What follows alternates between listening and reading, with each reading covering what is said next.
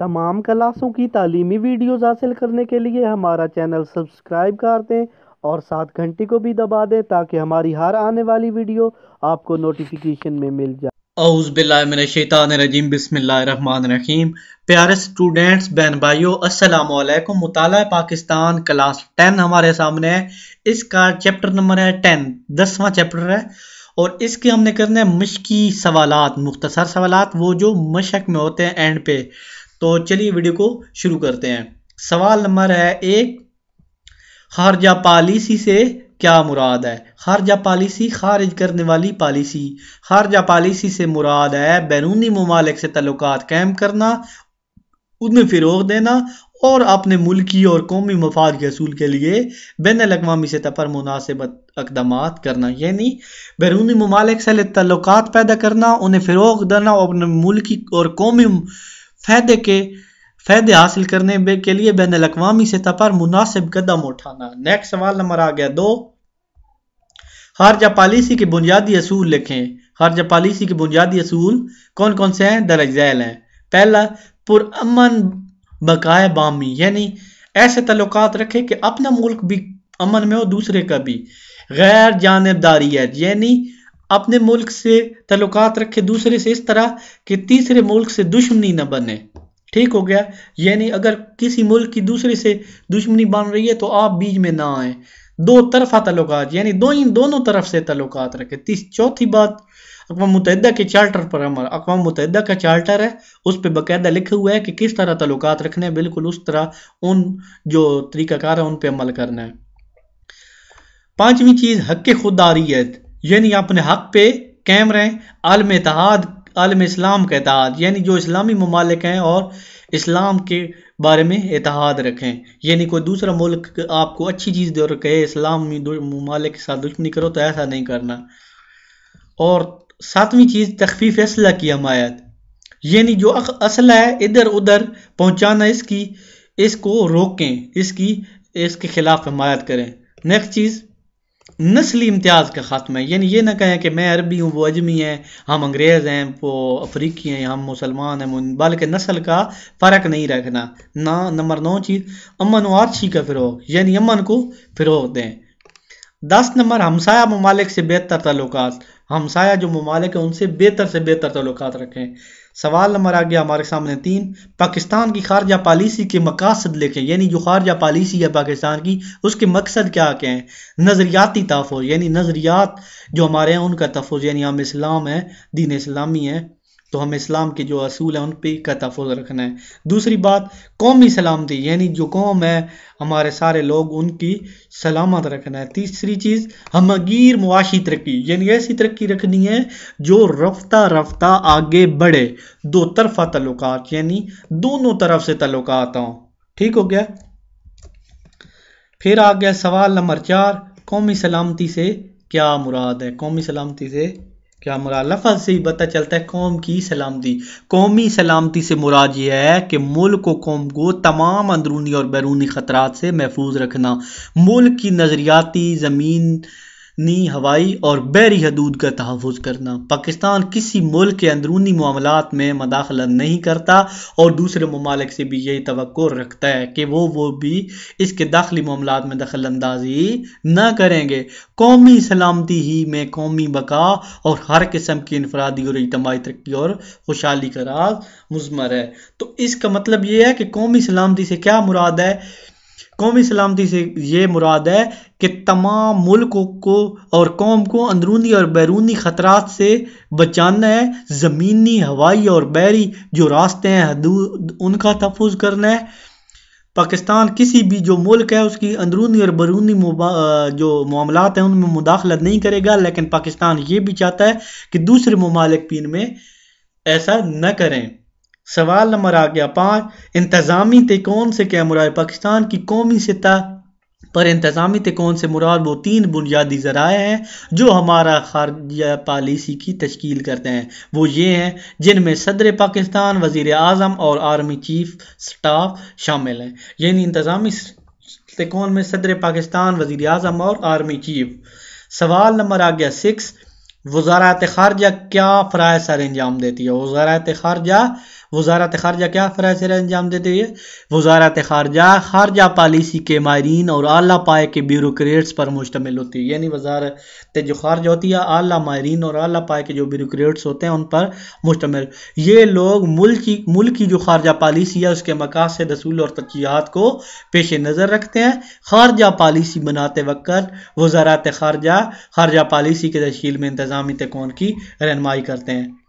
وزارت خارجہ کیا فرائض انجام؟ وہ پالیسیاں بناتے ہیں، خارجہ پالیسی کی تشکیل کرتے ہیں، اس میں ملکی معاملات کو سامنے رکھ کے تشکیل دیتے ہیں. یہ کام جو ہے وزارت خارجہ کرتے ہیں. سوال نمبر آ گیا 7. پارلیمنٹ خارجہ پالیسی کے ضمن میں کیا کام کرتی ہے؟ جو پارلیمنٹ ہے خارجہ پالیسی کے ضمن میں کیا کام کرتی ہے؟ سوال نمبر آ گیا 7. وزارت جو خارجہ ہے انتظامی کے ہدایت کے مطابق ملک کی خارجہ پالیسی وضع کرتی ہے اور بعض اوقات اسے قومی اسمبلی اور سینٹ کے منظوری کے لیے پیش کرتی ہے اور بحث و تمیز کے بعد پارلیمنٹ اسے عموماً منظور کر لیتی ہے یا بعض اوقات اس میں کچھ مناسب تبدیلیوں کی بھی سفارش کر دیتی ہے. تو یہاں پہ آپ کو سمجھانے کی بات ہے پارلیمنٹ خارجہ پالیسی کے ضمن میں کیا کام کرتی ہے، یعنی جو خارجہ پالیسی ہوتی ہے اس میں پارلیمنٹ کیا کام کرتی ہے. تو وزارت خارجہ انتظامیہ کی ہدایت کے مطابق ملک کی خارجہ پالیسی وضع کرتی ہے، یعنی جو وزارت خارجہ ہوتی ہے انتظامیہ کی ہدایت کے مطابق، یعنی ملک میں ایسے حالات ہے انتظامیہ بتاتی ہے، پھر وزارت خارجہ پالیسی وضع کرتی ہے اور بعض اوقات اسے قومی اسمبلی اور سینٹ کے سامنے منظوری کے لیے پیش کرتی ہے، یعنی بعض اوقات اسے سینٹ اور قومی اسمبلی کے سامنے بھی پیش کرتی ہے کہ یہ ٹھیک ہے نہیں ہے اسے منظور کریں. بحث و تمیز کے بعد جب پارلیمنٹ اسے منظور کرتی ہے تو پھر یہ جا کے سب تبدیلیوں کی بھی سفارش کر دیتی ہے. سوال نمبر آ گیا 8. پاکستان اور افغانستان کا مستقل کمیشن کب قائم ہوا اور اس کے 2 فرائض بھی لکھیں. پاکستان اور افغانستان کا جو مستقل کمیشن ہے وہ سن 2000 میں قائم ہوا تھا اور اس کے اہم فرائض سرحد کے آر پار سمگلنگ کو روکنا، افغان مہاجرین جو ہیں ان کی واپسی اور باہمی اختلافات کا تصفیہ کرنا، یعنی جو افغان مہاجرین ہیں ان کا بارڈر پار کرنا اور آر پار کرنا اور سمگلنگ روکنا ہے. نیکسٹ سوال نمبر آ گیا 9. پاکستان سعودی اکنامک کمیشن کے مقاصد کیا ہیں؟ سعودی دارالحکومت ریاض میں قائم ہونے والے پاک سعودی اکنامک کمیشن کے مقاصد میں اسلامی اخوت کے باہمی رشتوں کو مضبوط کرنا، معاشی ترقی کے لیے مشترکہ منصوبہ بندی کرنا. چنانچہ کمیشن کے تحت 155 منصوبوں پر عمل درآمد شروع ہوا تھا جن کے لیے معاشی امداد مہیا کی گئی. تو سوال ہے کہ پاکستان اور سعودی اکنامک جو کمیشن ہے کیا اس کے مقصد کیا تھے؟ یہ ایک تو 1955 میں قائم ہوئی سعودی عرب ریاض میں. دوسری بات اس میں جو پاکستان اور اسلامی ممالک ہیں ان کے درمیان رشتہ محبت قائم رکھنا تھا. ورلڈ ٹریڈ سینٹر کا واقعہ ہے، دنیا بھر کا ہر بندہ جانتا ہے 9/11 یعنی 9واں مہینہ اور 11 ڈیٹ. تو 11 ستمبر 2001 کو امریکہ کے شہر نیو یارک کی بلند ترین عمارت ورلڈ ٹریڈ سینٹر کے ساتھ قریباً 9 بجے صبح 2 اغوا شدہ طیارے آ کر ٹکرائے جن کے نتیجے میں عمارت آنن فانن راکھ اور ملبے کا ڈھیر بن گئی. پھر کیا ہوا؟ قریباً 2000 انسانی جانیں چشم زدن میں فوت ہو گئے. تو یہ اس کی میں آپ کو تھوڑی حقیقت بتا دیتا ہوں کہ 2001 میں 2 طیارے تھے، 2 جہاز، ان کو کسی نے ہائی جیک کیا اور ان کو فل سپیڈ سے اڑا کے امریکہ کی سب سے بڑی جو بلڈنگ ہے ورلڈ ٹریڈ سینٹر ان کے ساتھ ٹکرا دیا. وہ بلڈنگ میں آگ لگ گئی اور 2000 افراد مر گئے تھے. اور سوال نمبر آ گیا 11. پاکستان کے ایٹمی دھماکوں پہ نوٹ لکھے. بھارت 1974 سے ایٹمی دھماکے کی کر کے ایٹمی قوت بن چکا تھا. آپ کو پتہ ہے بھارت ہمارا دشمن ملک ہے. 11 مئی 1998 کو جب اس نے اچانک 4 ایٹمی دھماکے کر ڈالے تو اس نے پاکستان کو ایٹمی حملے کی دھمکیاں دینا شروع کر دی. برِ صغیر طاقت کا توازن بری طرح بگڑ چکا تھا. نتیجے کے طور پر پاکستان کو بھی اس میدان میں اترنا پڑا. چنانچہ وزیر اعظم نواز شریف نے 28 مئی 1998 کو چاگی کی پہاڑیوں میں بیک وقت 5 ایٹمی دھماکے کر کے دنیا بھر سے اپنی ایٹمی طاقت کا لوہا منوایا. ایٹمی دھماکوں میں ڈاکٹر عبدالقدیر خان، ڈاکٹر سمر مبارک مندرا اور جو سمر مبارک مندرا ہیں اور ان کے ساتھیوں کی ذہانت اور فنی تکنیکی مہارتوں سے بنیادی کردار ادا کیا۔ تو یہ آپ کو سارا میں آپ کو بتاتا ہوں کہ بھارت نے 1974 میں کیے تھے ایٹمی دھماکے، پھر 1998 میں بھی ایٹمی دھماکے کیے، اور پاکستان کو دکھایا کہ میرے پاس ایٹمی بم ہے، میں کچھ بھی کر سکتا ہوں۔ تو پھر کیا ہوا، پاکستان کو بھی یہ کام کرنا پڑا۔ 1998 میں پاکستان نے بھی چاغی کے مقام پر نواز شریف کی نگرانی میں ڈاکٹر جو عبد القدیر خان اور ڈاکٹر سمر مبارک ان کی نگرانی میں ایٹمی دھماکے کیا اور دنیا کو بتا دیا کہ ہمارے پاس بھی ایٹمی دھماکے ہیں، ہم بھی ایٹمی بم لگا سکتے ہیں۔ خارجہ پالیسی میں سیاسی جماعتوں اور پریشر گروپ کا کیا کردار ہے؟ انتخابات سے پہلے ملک کی سیاسی جماعتیں اپنے منشور شائع کرتی ہیں اور ان میں خارجہ پالیسی کے متعلق بھی اپنے عزائم کا اظہار کرتی ہیں۔ عوام ووٹ دیتے وقت پارٹی کے منشور میں ان کی خارجہ پالیسی کو بھی سامنے نظر رکھتے ہیں۔ مثلا عمران خان تھے، انہوں نے اب ملک جب ووٹ لینے تھے تو انہوں نے یہ کہا کہ میں مہنگائی کم کروں گا، یہ کروں گا، وہ کروں گا، یہ ساری چیزیں کہی۔ جب انہوں نے یہ باتیں کہی تو پاکستان کے سارے لوگوں نے ان کو ووٹ دیے۔ جو سیاسی جماعت کے انتخابات کے نتیجے میں برسر اقتدار آ جائے وہ اپنے نقطہ نظر کے مطابق ملک کی خارجہ پالیسی کو تشکیل دیتا ہے۔ اس طرح پریشر گروپ میں بھی خارجہ پالیسی کی ترجیحات کو وقت کے تقاضوں کے مطابق ڈھالنے پر مجبور کیا جاتا ہے۔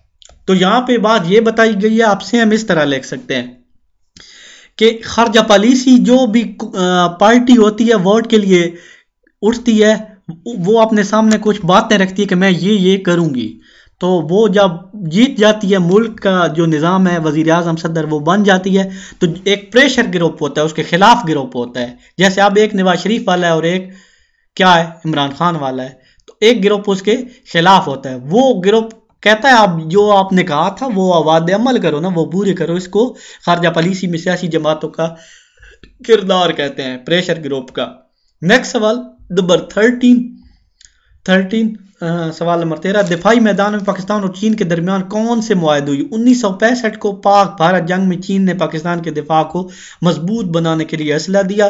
1965 میں پاکستان اور چین کے درمیان کئی باقاعدہ دفاعی معاہدے ہوئے جن کے تحت کیا ہوا کہ کامرا کمپلیکس اور آرڈیننس فیکٹری بنائی گئی۔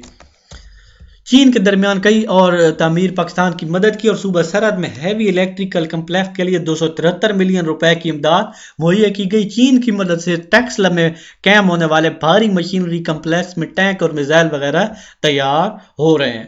تو دفاعی میدان میں چین نے جو ہے پاکستان اور چین کے درمیان کون سے معاہدے ہوئے؟ 1965 میں معاہدے ہوئے جب بھارت نے پاکستان پہ حملہ کیا تو چین نے مدد کی۔ 1995 میں پاکستان اور چین کے درمیان معاہدے ہوئے، پھر اور ٹیکسلا میں بھی، اور سرحد میں ہیوی الیکٹریکل کمپلیکس کے لیے 273 ملین روپے چین نے دیے، اور فیکٹری ہے ٹیکسلا میں، اس میں بھاری مشینری ٹینک وغیرہ بنتے ہیں۔ سوال نمبر آگے 14، معاشی ترقی کے لیے پاکستان کی خارجہ پالیسی کس قسم کی ہے؟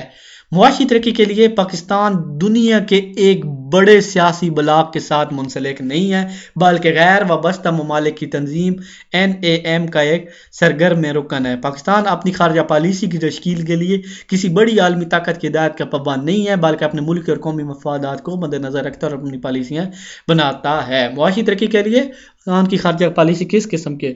یعنی معاشی پہ ترقی کرنے کے لیے پاکستان کی خارجہ پالیسی کس قسم کی ہے؟ پاکستان نہ کسی کا پابند ہے نہ کسی کا غلام ہے، پاکستان ایسی پالیسی بناتا ہے جو اس کے ملک اور قوم کے فائدے کے لیے۔ آپ نے یہ باتیں لکھ سکتے ہیں اور بالکل اچھے نمبر ملیں گے آپ کو۔ تو پاکستان کسی کا پابند نہیں ہے، پاکستان اپنے ملک کے فائدے کے لیے اچھی سے اچھی پالیسیاں بناتا ہے جس سے ملک ترقی کرے۔ امید ہے آپ کو تھوڑی بہت وضاحت کی ہے میں نے، سمجھ آ گئی گی۔ اسی ویڈیو کے ساتھ میں اجازت چاہتا ہوں، اللہ حافظ۔